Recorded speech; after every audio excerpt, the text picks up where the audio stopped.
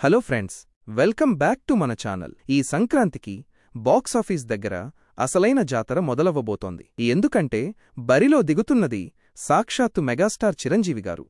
అనిల్ రావిపూడి డైరెక్షన్లో వస్తున్న మన శంకర వరప్రసాద్ గారు సినిమా జనవరి 12న ప్రపంచవ్యాప్తంగా గ్రాండ్గా రిలీజ్ అవుతోంది.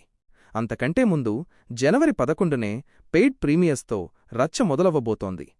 అయితే ఫ్రెండ్స్, సినిమా రిలీజ్కి ముందే ఇండస్ట్రీలో ఒక వార్త హాట్ టాపిక్ అయ్యింది. అదేంటంటే, ఈ సినిమా నిర్మాతలు రిలీజ్కి ముందే టేబుల్ ప్రాఫిట్లో ఉన్నారట. అసలు ఈ సినిమా బడ్జెట్ ఎంత? చిరంజీవి గారి రెమ్యూనరేషన్ నిజంగా అంత ఉందా? విక్టరీ వెంకటేష్ గారికి ఎంత ఇచ్చారు? నాన్ థియేట్రికల్ రైట్స్ ఎంతకు అమ్ముడయ్యాయి? బయ్యర్లు సేఫ్ అవ్వాలంటే ఈ సినిమా ఎంత కలెక్ట్ చేయాలి? ఈ బాక్సాఫీస్ లెక్కలన్నింటినీ ఈరోజు వీడియోలో మనం క్లియర్గా, ఎక్స్క్లూజివ్గా తెలుసుకుందాం. వీడియోని స్కిప్ చేయకుండా చివరిదాకా చూడండి. చాలా ఇంట్రెస్టింగ్ విషయాలు ఉన్నాయి. ముందుగా అసలు ఈ సినిమా ఖర్చు గురించి మాట్లాడుకుందాం. మన శంకర వరప్రసాద్ గారు అనేది ఒక సాధారణ సినిమా కాదు. మెగాస్టార్ చిరంజీవి, అనిల్ రావిపూడి కాంబినేషన్ అనగానే అంచనాలు ఆకాశంలో ఉంటాయి. దానికి తగ్గట్టే ఖర్చుకూడా పెట్టారు. ట్రేడ్ వర్గాల సమాచారం ప్రకారం ఈ సినిమా ప్రొడక్షన్ బడ్జెట్ సుమారుగా 200 కోట్ల రూపాయలు. కొన్ని సోర్సెస్ అయితే ప్రమోషనల్ ఖర్చులతో కలుపుకుని ఇది 225 నుండి 250 కోట్ల వరకు ఉండొచ్చని అంచనా వేస్తున్నాయి. ఇంత బడ్జెట్ ఎందుకయిందంటే కాస్టింగ్, సెట్స్ మరియు టెక్నీషియన్స్. ఒక పక్క మెగాస్టార్, మరో పక్క వెంకటేష్ గారు, ఇంకో పక్క నయనతార.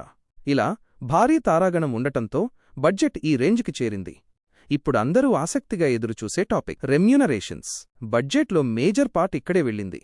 మెగాస్టార్ చిరంజీవి ఈ సినిమా కోసం మెగాస్టార్ సుమారుగా 70 నుండి 72 కోట్ల రూపాయల రెమ్యూనరేషన్ తీసుకుంటున్నట్లు సమాచారం.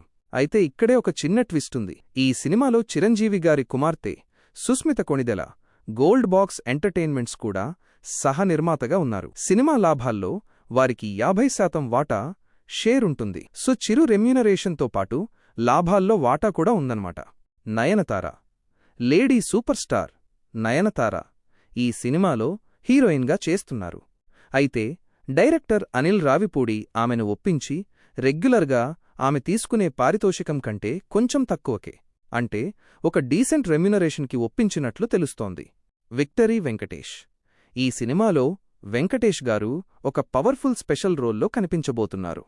ఆయన మార్కెట్ వాల్యూని బట్టి ఆయనకు కూడా ఒక గౌరవప్రదమైన భారీ మొత్తాన్ని డీసెంట్ ఫీ చెల్లించారు. టెక్నీషియన్స్ బడ్జెట్ కంట్రోల్లో ఉంచడానికి డైరెక్టర్ అనిల్ రావిపూడి మరియు మ్యూజిక్ డైరెక్టర్ భీమ్స్ సిసిరోలియో కూడా రీజనబుల్ రెమ్యూనరేషన్స్ తీసుకున్నట్లు టాక్. మరి ఇంత బడ్జెట్ పెడితే నిర్మాతలకు డబ్బులు ఎలా వెనక్కి వస్తాయి? ఇక్కడే అసలు మ్యాజిక్ జరిగింది. ఈ cinema pre release business theatrical plus non theatrical కలిపి 200 కోట్లకి పైగా జరిగిందట. అంటే సినిమా రిలీజ్కి ముందే నిర్మాతలు పెట్టిన బడ్జెట్ రికవరీ అయిపోయి లాభాల్లోకొచ్చేశారు. ముందుగా థియేట్రికల్ బిజినెస్ తెలుగు రాష్ట్రాలు చూద్దాం. ఆంధ్రప్రదేశ్ మరియు తెలంగాణలో కలిపి ఈ సినిమా థియేట్రికల్ రైట్స్ సుమారుగా 105 నుండి 120 కోట్ల మధ్యలో అమ్ముడయ్యాయి. చిరంజీవి గారి కెరీర్లోనే ఇది హయ్యెస్ట్ ప్రీ రిలీజ్ బిజినెస్ అని చెప్పుకోవచ్చు. ఆంధ్ర ఇక్కడ సుమారుగా 55 కోట్లకు బిజినెస్ జరిగింది. నైజాం తెలంగాణ ఇక్కడ 32 కోట్లకు రైట్స్ అమ్ముడయ్యాయి. సీడెడ్ రాయలసీమ ఏరియాలో 18 కోట్లకు డీల్ క్లోజ్ అయ్యింది. ఇక కర్ణాటక, తమిళనాడు ఓవర్సీస్లో కూడా మంచి రేట్లకే అమ్మారు.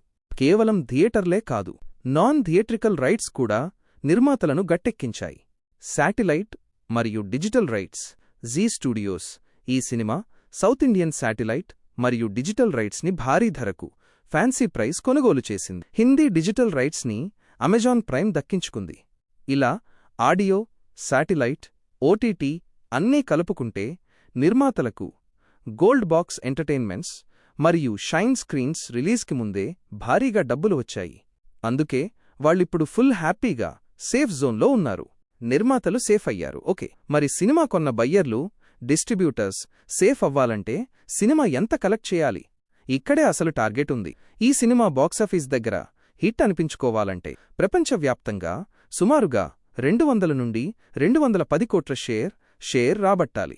గ్రాస్ పరంగా చూస్తే దాదాపు 400 కోట్లు గ్రాస్ కలెక్ట్ చేయాల్సి ఉంటుంది. కేవలం తెలుగు రాష్ట్రాల్లోనే ఏపీ మరియు టీఎస్ బయ్యర్లు లాభాల్లోకి రావాలంటే 120 కోట్ల షేర్ మార్క్ని దాటాలి. సంక్రాంతి సీజన్ కాబట్టి పాజిటివ్ టాక్ వస్తే మెగాస్టార్కి ఈ టార్గెట్ రీచ్ అవ్వడం పెద్ద కష్టమేమీ కాదు. చివరగా అడ్వాన్స్ బుకింగ్స్ విషయం చూస్తే నార్త్ అమెరికాలో ఇప్పటికే $5 లక్షల డాలర్ల మార్క్ని క్రాస్ చేసి దూసుకుపోతోంది. దీన్ని బట్టే అర్థమవుతోంది క్రేజ్ ఏ రేంజ్లో ఉందో. సో ఫ్రెండ్స్, ఇవి మన శంకరవర ప్రసాద్ గారు సినిమా బాక్సాఫీస్ లెక్కలు. నిర్మాతలు ఆల్రెడీ ప్రాఫిట్స్లో ఉన్నారు. ఇక కావాల్సింది బయ్యర్లు హ్యాపీగా ఉండటమే. జనవరి 12న సినిమా బొమ్మ బ్లాక్ బస్టర్ అయితే 200 కోట్ల షేర్ ఈజీగా కొట్టేస్తుంది. మీ అంచనా ఏంటి? ఈ సినిమా ఫైనల్గా ఎంత కలెక్ట్ చేస్తుంది? కింద కామెంట్స్లో చెప్పండి. ఈ వీడియో నచ్చితే లైక్ చేయండి, షేర్ చేయండి.